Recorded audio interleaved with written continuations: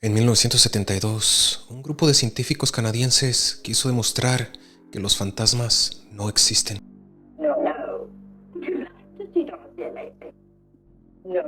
Pero para hacerlo, inventaron uno. Lo llamaron Philip, un noble del siglo XVII que jamás vivió.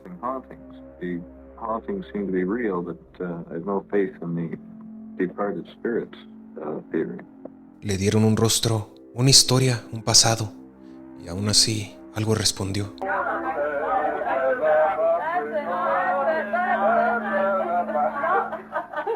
Durante meses, luces parpadearon, las mesas se movieron y una voz invisible comenzó a contestar desde la nada. Un experimento que nació para negar lo paranormal terminó creando un fantasma real. Are you still there? He loves his beer, perhaps. Philip, if you perform, you should have a nice big pint of beer. Would you like that? Good.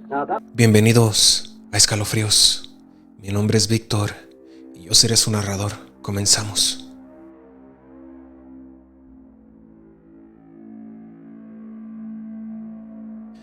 Dicen que hay cosas que deben mantenerse en el reino de las creencias, porque cuando la ciencia intenta explicarlas, a veces las despierta.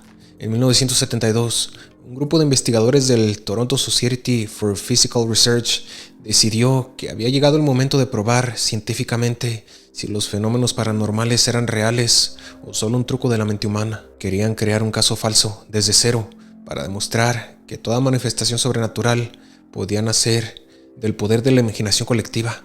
Así nació el proyecto Philip. El grupo estaba formado por 8 personas, psicólogos, ingenieros, matemáticos y un parapsicólogo llamado Dr. A.R.G. Owen, quien lideró el experimento junto a su esposa, una mujer brillante llamada Iris. Ellos estaban convencidos de que si creaban un personaje con una historia detallada y lo trataban como si realmente hubiera existido, podrían provocar una manifestación completamente psíquica. Le dieron un pasado inventado, pero creíble. Philip fue descrito como un noble inglés del siglo XVII, amigo del rey Carlos II. Vivía en una enorme mansión y estaba casado con una mujer fría y distante llamada Dorotea. Sin embargo, Philip se enamoró de una campesina llamada Margot, una mujer joven acusada de brujería. Cuando Margot fue ejecutada, él cayó en una profunda depresión y finalmente se suicidó lanzándose desde lo alto de una torre. Todo era ficción, pero el grupo hablaba de él como si fuera real. Escribían cartas, describían retratos, imaginaban su voz, sus gestos, incluso el aroma de su ropa. Poco a poco, la historia de Philip dejó de ser solo una invención y se convirtió en una presencia dentro de la sala. Las sesiones comenzaron en un cuarto cerrado, con las luces bajas y una mesa redonda en el centro. No había mediums, no había ouija, solo 8 personas, hablando con un fantasma inventado.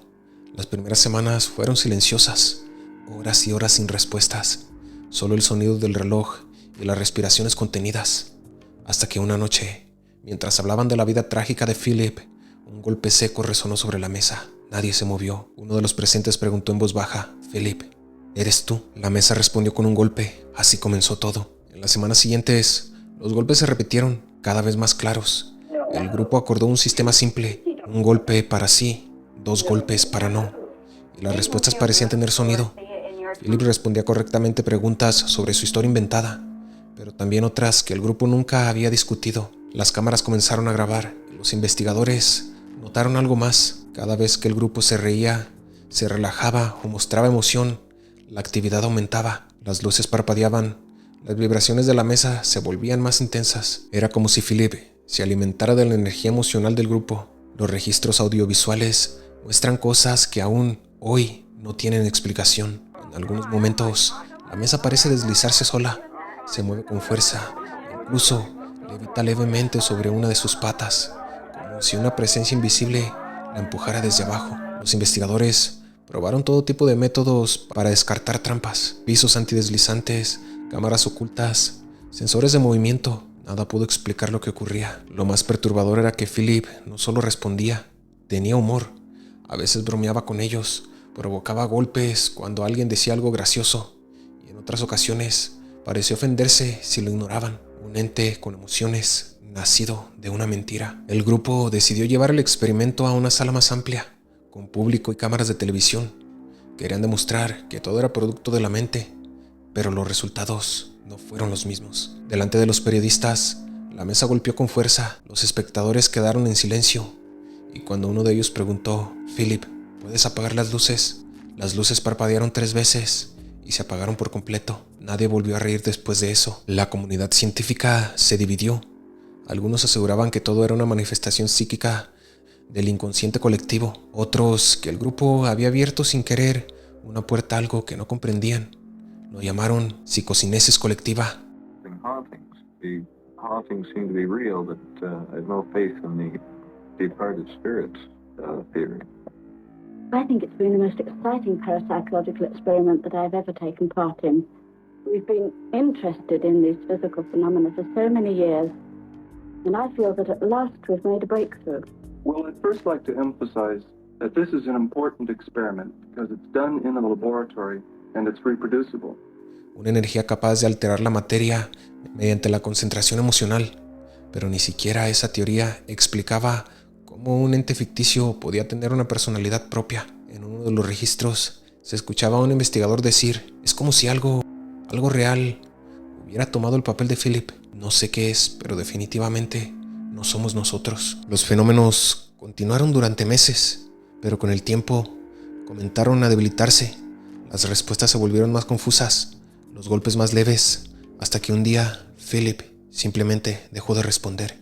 Las sesiones cesaron, el grupo se disolvió y los archivos quedaron guardados en toda la Universidad de Toronto, donde aún pueden verse los videos originales de aquellas reuniones. Los que estuvieron ahí describieron la experiencia como algo espiritual. Dicen que cuando Philip se manifestaba, la temperatura descendía y una sensación de presencia los envolvía, como si alguien los observara desde una esquina de la habitación. Años después, otros equipos intentaron replicar el experimento. Crearon fantasmas con distintos nombres y contextos, pero ninguno respondió como Philip. Ninguno logró moverse, hablar o manifestarse con tanta fuerza. Era como si solo él hubiera logrado existir entre la realidad y la ficción. Algunos creen que fue una coincidencia, una combinación perfecta de sugestión, sincronía y energía colectiva. Otros aseguran que fue un error, que ese grupo no creó un fantasma, sino que invocó algo que aprovechó la identidad de Philip para hacerse presente. Quizá un ente sin rostro, sin tiempo, que necesitaba una historia para tomar forma. 50 años después del experimento, Philip sigue siendo uno de los casos más enigmáticos de la historia moderna. Ni los científicos ni los escépticos lograron dar una explicación definitiva, pero el mensaje que dejó es inquietante. Cuando creemos lo suficiente en algo, cuando lo imaginamos con suficiente detalle, podemos hacerlo real. Tal vez el experimento no trataba de un fantasma, tal vez trataba de nosotros mismos, de lo que nuestra mente es capaz de crear cuando se une a otras, de esa delgada línea entre la realidad y lo que tenemos. Porque al final, ¿qué es más aterrador? ¿Un fantasma que nace de la muerte o uno que nace de la imaginación humana? Gracias por ver este video. Si te gustan los casos reales que desafían la lógica, suscríbete a Escalofríos y acompáñame en el próximo video para descubrir otra historia que demuestra que lo imposible a veces solo necesita que alguien lo imagine. Recuerda que yo soy Víctor, el narrador, y esto fue Escalofríos.